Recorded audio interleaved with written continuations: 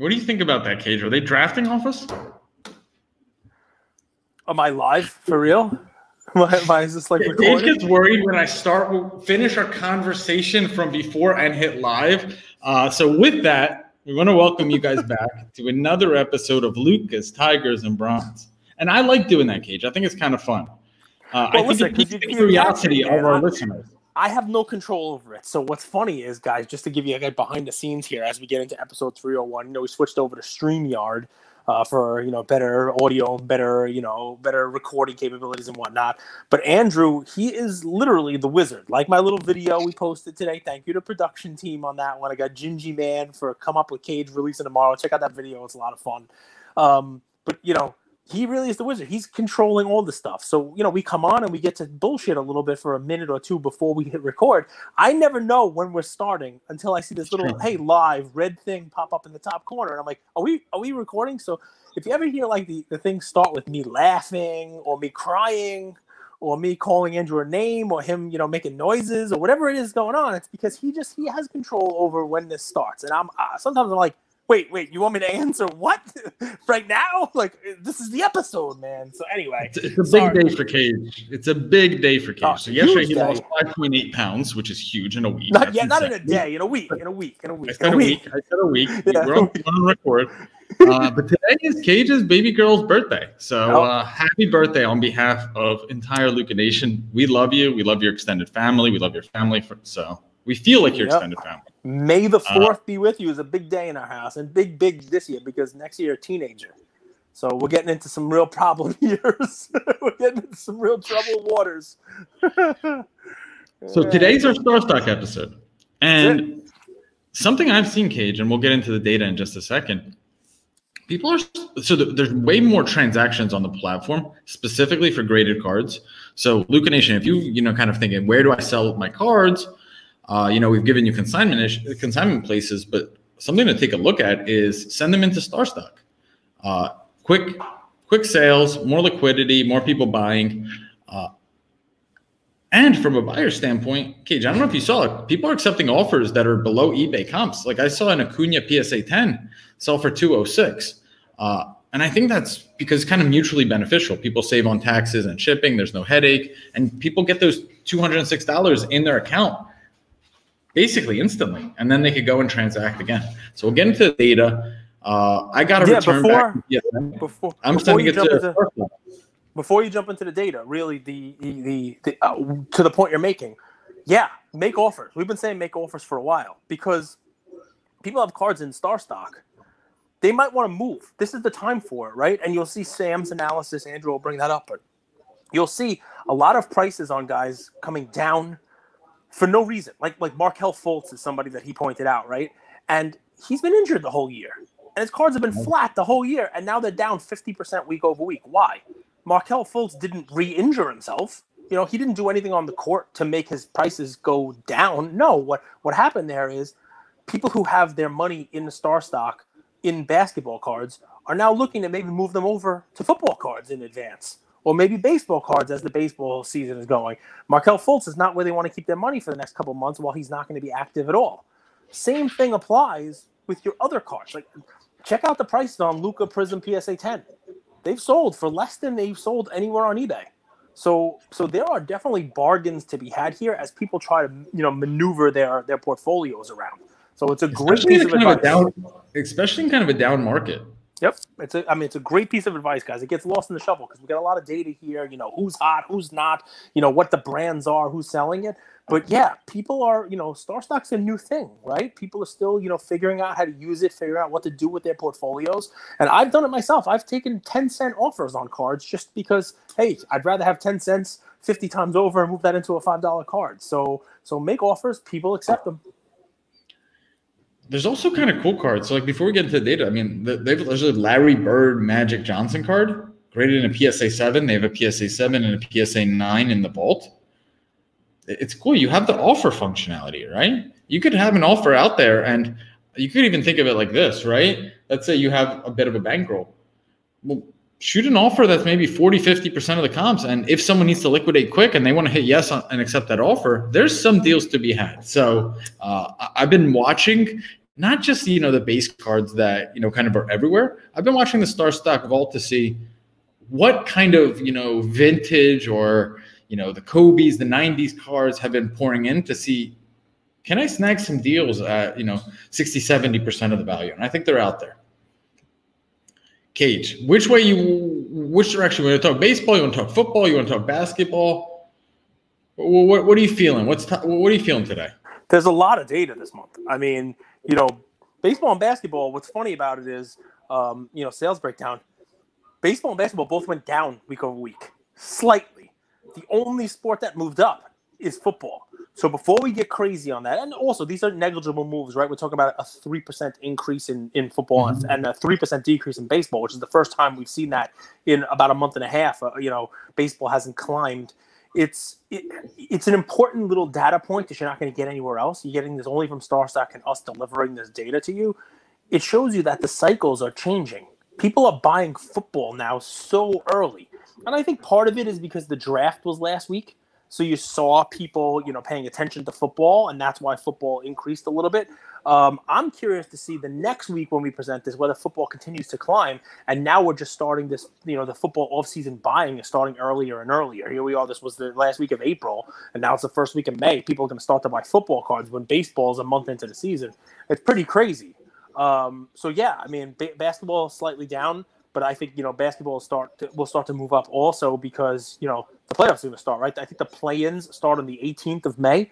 So, that whole doldrum of basketball, people are going to start to pay attention to basketball again. And I think, it's funny, you've said StarStock all along is going to be a great place to do like your daily fantasy baseball plays where day games in and out. I think the same thing's going to apply to basketball during the playoffs. As people have a hot game, somebody scores 20 out of nowhere on the bench and he was, rookie. Somebody messaged me today about one of your players, like Terrence Mann. I'm stocking up on Terrence Mann cards because people forgot about him after his couple big games, but I think he's going to have a big game, coming down the stretch. I'm like, okay, cool, Clippers are interesting because no one's been really talking about them, and I would kind of argue they're the best team in the West. I would say them and Denver are neck and neck, so that's really interesting. I want to ask you, LeBron. Yep. Have we kind of seen a market? I mean, how do I word this? So we saw that his cards corrected quite a bit, right? And that happened across the board, but this was interesting because he's a GOAT. He's super accomplished. Are we a little bit annoyed of him as a fan base of all his nonsense, of all his hypocrisy? And at the same time, the Lakers look putrid. They look like a dumpster fire. It looks like they have no direction. Didn't they just beat the top seed?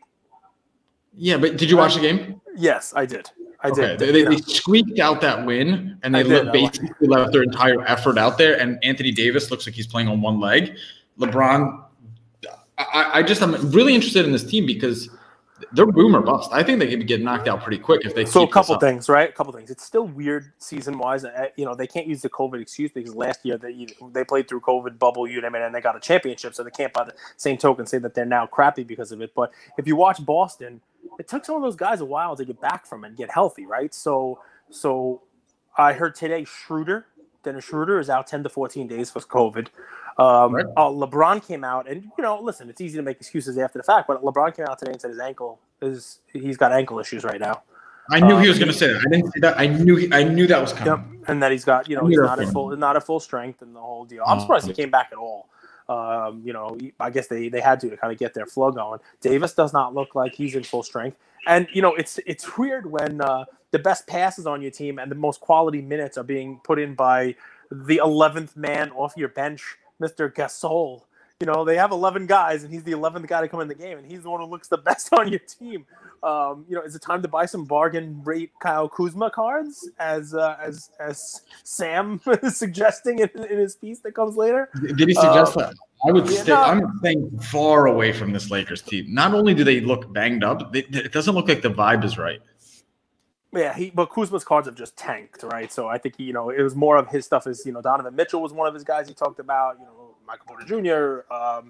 He talked about Kuzma, just the Markelle Fultz that I mentioned, just guys who just they were like this, and then just the price just kind of fell off a cliff on a lot of these guys. But yeah, man, the Lakers, I don't know.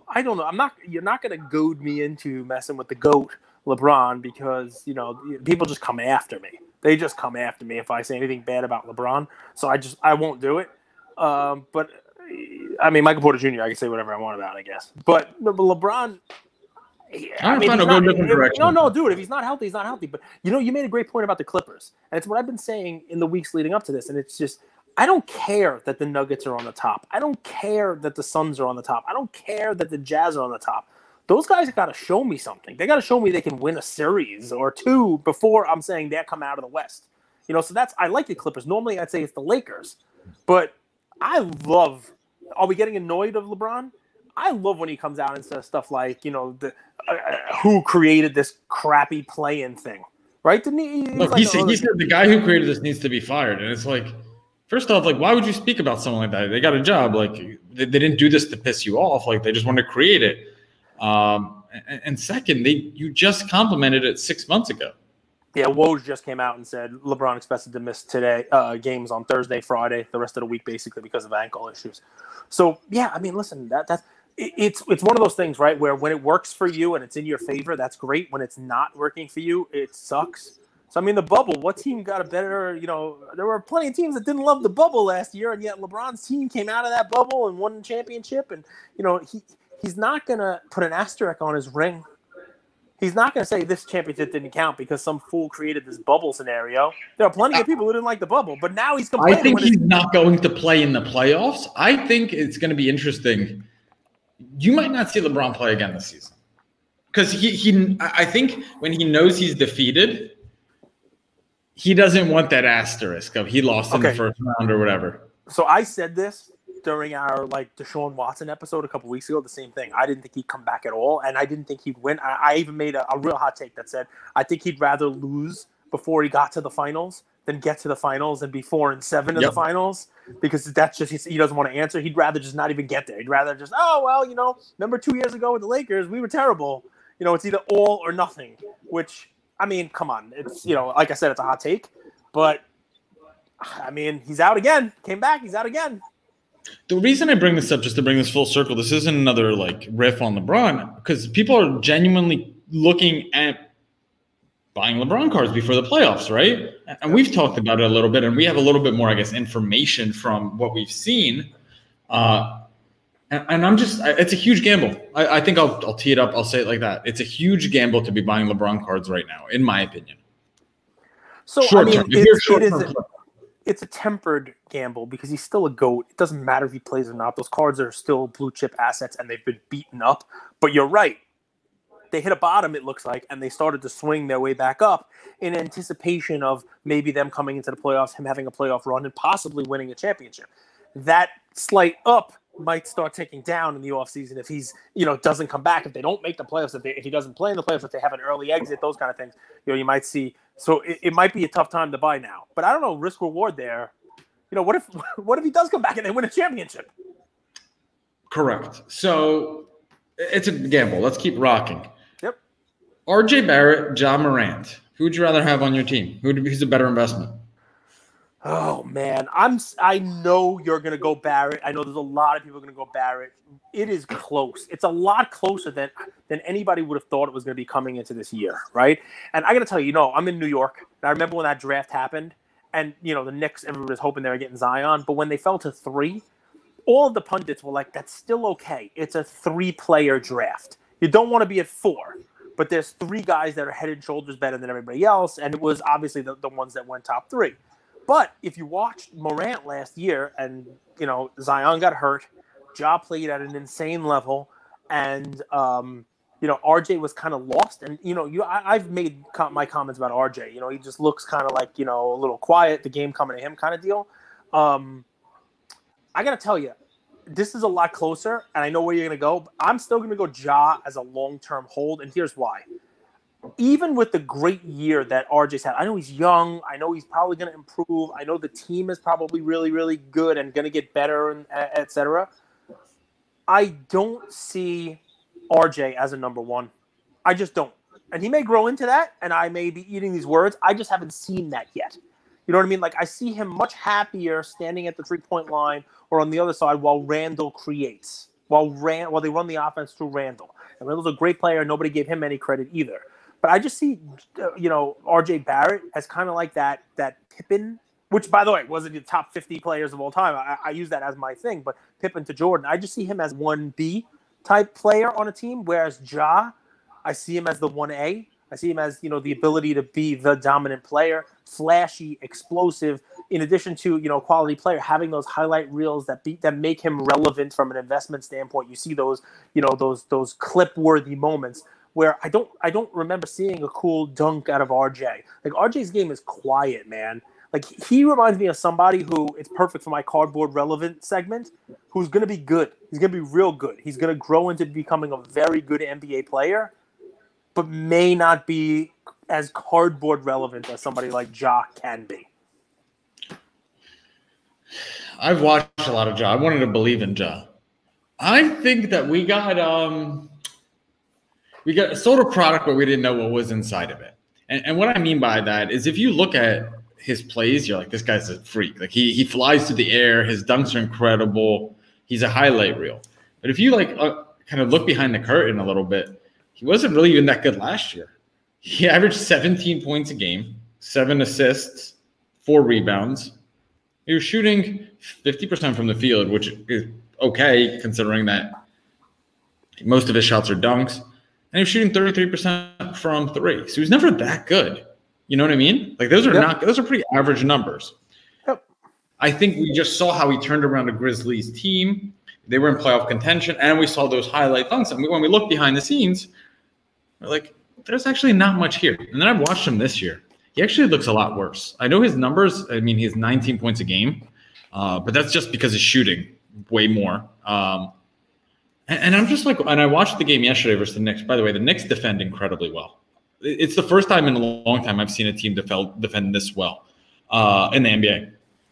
But he's like, listen, you love it, man. Do you think the Knicks are like your Heat? Do you think the Knicks can make a playoff run this year, or they just, this is not the year for them because the top 3 are just they're just slightly better? The Knicks don't have enough talent to compete with the Nets. Unfortunately, talent wins in this league. I think they could maybe grind out a few wins, and their offense is playing a lot better. And guys, shout out to Derrick Rose, man. I love Derrick Rose. Like, I love to see his resurgence, averaging 20 points a game off the bench. Derrick Rose, I want him to keep playing. I'll tell you why, right? Because he is the answer to a future trivia question, right? Every NBA MVP has made the Hall of Fame. Everyone. And Derrick Rose was on a path to potentially be the one to win that MVP and not go into the Hall of Fame. Wow. But he keeps playing, and he's putting up good numbers, and he's compiling the stats. So maybe one that's day an we'll see what interesting one. happens. Because he's like he's so loved. He's so beloved, too. So he would be wanted – sometimes you want a player to go to the Hall of Fame because of his story more than his accolades. Yeah, I'd love to see the next play. But my point is, I just don't think Ja was ever that good. I just thought we thought he was that good. And right now, I think him and RJ are neck and neck. I do think Zion's still ahead above, but RJ's improved year over year. And to me, he could defend. He could play on both sides of the ball. Is he a 1? Sometimes you don't know. Sometimes you don't know. Sometimes you grow into being a 1. You get mentored into being a 1. And I love that team. I love the culture. And I'm losing a lot of faith in Ja Morant watching his games. I think that's the difference, right? Ja, he looked good and showed so much promise that coming into this year, you expected to see that improvement. RJ wasn't so good. Obviously, there's more room for improvement, and he has improved. Like, the game has gotten better. He looks better. He has made appreciable gains from last year to this year, and Ja hasn't. I'm curious whether or not we can chalk that up to the injury on Ja, his team not being there, you name it. Next year, year 3, it's a huge year. It's a huge year for a lot of players, right? It's a huge. Look what happened with Trey. It's a huge year with a lot of players. I will tell you that I'm a little concerned on RJ because people are buying into him now. His cards are not cheap anymore. They're still a lot cheaper.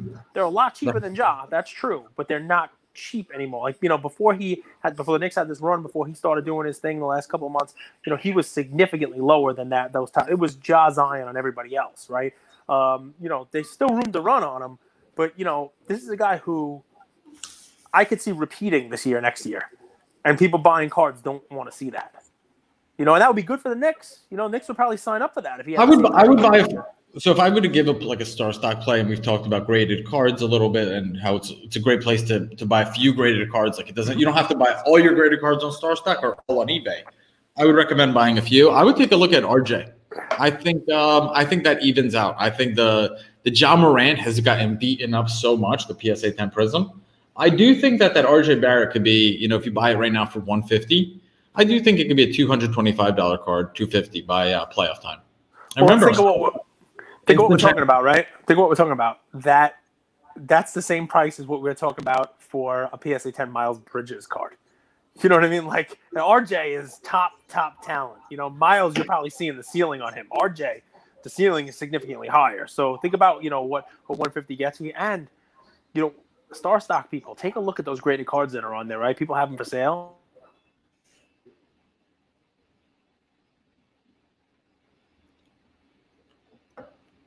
So I'll keep rocking. One last thing before we go. So we went through the NBA data. The reason we did that was the last maybe 3-4 episodes we've talked mostly baseball.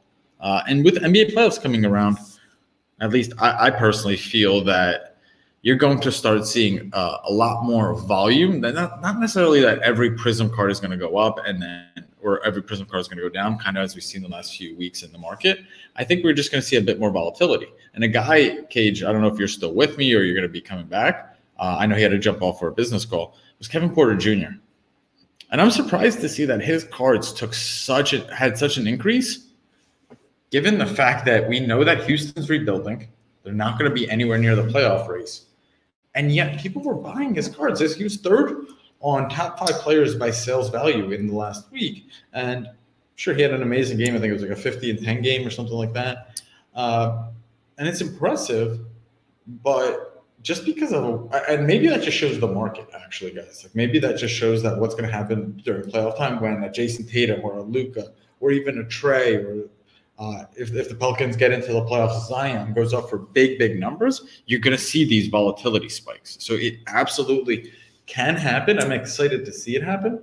I think that's something that, like, if I'm kind of leaving you guys with any tidbit, any information from this episode, the StarStock episode, it's one, take a look at the graded card section. There's some deals to be had. The Cunha is a $250, $260 card in a PSA 10 on eBay. So someone accepted an offer for $206 on StarStock, and there's a few of those out there. So use the offer function and try to get some good deals. But second, you're going to start seeing some volatility in these next 2 weeks of the NBA season plus NBA playoffs.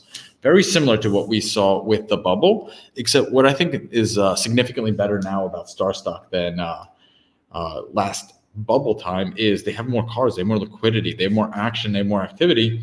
And with the NBA playoffs, you guys know there's going to be games every day. There's going to be people putting up huge performances. It's all on national TV. There's going to be way more buzz.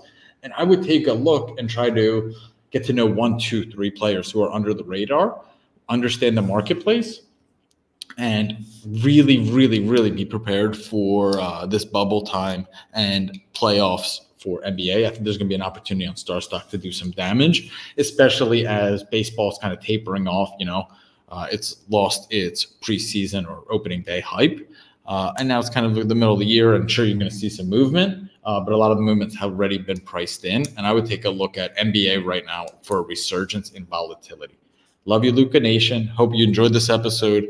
As you know, Conrad goes into a deep dive of NBA. So today's going to be a bit more of an NBA episode than normally, but I think you're going to really love it and benefit from it.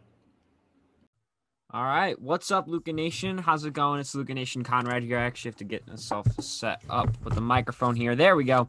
How's it going, Luca Nation? I hope you guys are doing well. And of course, I'm going to be giving my quick breakdown on the NBA Emerging 30 Index on StarStock.com. So let me just share my screen real quick with you guys. There we go. And for those of you that don't know how to get to the Emerging 30 Index, that way you can see the whole thing rather than just, the few players that I'll be talking about today. You can obviously go to starstock.com, scroll down a little bit on the homepage, and you'll see NBA Emerging 30. Click View the Index, and then you have all 30 players at your disposal, rather than, of course, like I said, the few people that I will be showing you today. So let's start off with – hang on, got to load up the page. There we go. Let's start off with Donovan Mitchell. right? Donovan Mitchell might come back. Now, he did get injured a while ago, and he was expected to be out only, I think it was a couple of days, maybe a week or two. And that, of course, that deadline has actually been extended about another week or two. However, that does mean that he is at least coming back sometime soon. Because even though that the Jazz have slipped out of the number one spot in the Western Conference, his prices have gone up. They were starting to go back down after his injury and after kind of all the hype was disappearing from the Utah Jazz and obviously from Donovan Mitchell as a whole. We're finally seeing prices go back up for speculation of obviously the playoffs.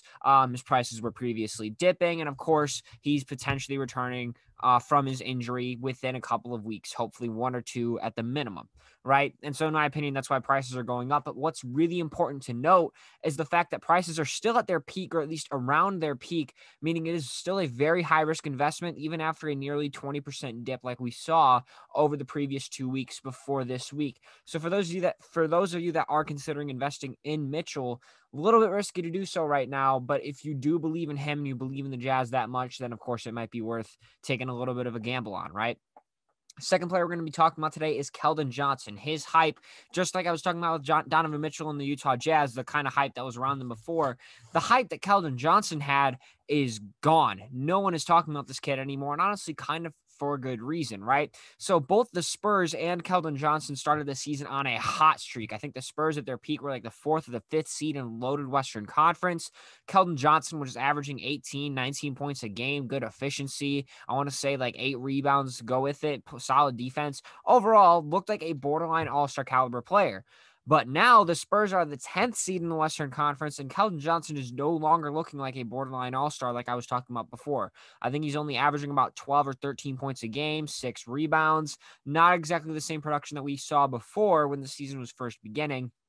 And so his prices have continued to decline as the season has gone along, but especially these past couple of weeks, as you can see here, a 28.6% dip on April 19th, a 10% dip on April 26th, and an 18.5% dip on May 3rd. He just is not going up. However, that does mean obviously his prices are at the bottom, which means that if the Spurs do finally rebuild with DeRozan potentially leaving in the offseason, then Kelden Johnson's prices right now might lead to some major profit once that move happens. Because of course, when DeRozan leaves, everyone's going to start speculating about Kelden Johnson. Oh, he doesn't have DeRozan taking all the shots. He's going to be the number one option. Prices are going to go up. He's going to increase in production. All that sort of stuff is kind of going to combine into one factor, and his prices might skyrocket if DeRozan does lead them in free agency, which is pretty much going to happen. I don't think he likes it in San Antonio, and I think he's made that pretty clear. Third player up is Markelle Fultz. I don't think I've ever talked about him on a single episode or written about him in a single post that I've ever made for StarStock, and for good reason, right? His prices were pretty much staying at the $20.01 mark that we see in these 2 previous weeks, or around that price for pretty much the entire NBA season. They really didn't move whatsoever after his prices, or after he first got injured, right? But now we saw a nearly 50% drop in prices to $11 this week. And kind of for good reason. It makes sense, right? Because we are approaching the end of the NBA season, meaning that he probably won't return. It's pretty obvious. So this was either A, someone panic selling their Markelle Fultz cards because they think it's too late to invest in him, or to, get out while there's still a little bit of a market for him, right? Or someone wants to move out of the basketball market temporarily and start exploring other options during the NBA offseason, such as football, basketball, or soccer. Not basketball, football, baseball, or soccer. And that's, in my opinion, why his prices have taken such a big hit. But talking about a real big hit, by far the largest percentage drop that we have ever seen, I think, potentially in the entire StarStock market history, and one of the lowest, if not the lowest price points that we have ever seen, is Kyle Kuzma's prices this week. Kuzma has had a few up and down moments this season, but a drastic 75% drop to $4 is completely unexpected for just about any player on this index at the moment. Now, I would understand if this player was continuing to dip over time and they reach the single digits, and then they hit $8, and then they hit $6.50, and then they hit $5, and then they hit $4. But going to $16, from $16 to $4 in 1 week like that is an anomaly to say the least. We've never seen it. It's pretty insane price movements, and it doesn't make a lot of sense, but there might be a couple of reasons why this occurred. A, the team, LA Lakers, is continuing to slip in the standings when LeBron and Anthony Davis were out, going from, I believe, the 3rd or 4th seed in the Western Conference all the way to about the 7th seed. Now they're back up to the 5th seed. B, with LeBron and Anthony Davis back, Kuzma will not be getting quite as many shots as he used to be getting. And C, he was very inconsistent recently, having either really good or really bad games. And so I think that this was just a combination of factors that led to someone probably selling after a really bad game of his during this week, and prices hit $4. Now, I'm sure that they have recovered from this price because, once again, this is just something that you will almost never see. It is a very rare occurrence that we see something quite like this. It may happen only once or twice during an NBA season, and it's an anomaly. Like I said before, we've never really seen it. It doesn't make a ton of sense. I think this was just someone kind of panic selling their Kuzma cards and hoping for the best. And that's exactly what happened. Now, one thing I do want to mention is just taking a look at the whole chart here. Lots of guys in the red, and it's not quite like before where we have a couple of guys that are only going down by 0.1% or 0.2% or whatever it is. We're seeing guys taking some significant dips this week. The lowest one was 2.6%, which was Trae Young. And speaking of Trae Young, him and John Morant, and actually, just him and John Morant, 2 triple-digit guys, both went down this week, which is not something that we see very often, right? These triple-digit guys do not see quite as much movement on the index because their prices are not as volatile, right? It's very rare that you see a $550 card go to $750 within the span of a week. That's how the market used to work, but it's kind of changing a little bit from then. And overall, this was, in my opinion, a pretty poor week overall for the index. However, if you do take a look at the overall market, only going down by $45.9 or points, which is only a 3.1% dip. It's one of the worst dips that we've seen recently, but we have seen worse than this. We've been through worse. And honestly, it's not terrible. That's all I had for you guys today. I hope you guys enjoyed it. You can, of course, go ahead and do some more research on your own by using the index on their website. I hope you guys enjoyed, and you can get back to your regular. I never finish this off. I might have to change the way that I end these episodes. You can now get back to your regularly scheduled program with Cage and Andrew. I'll see you guys next time.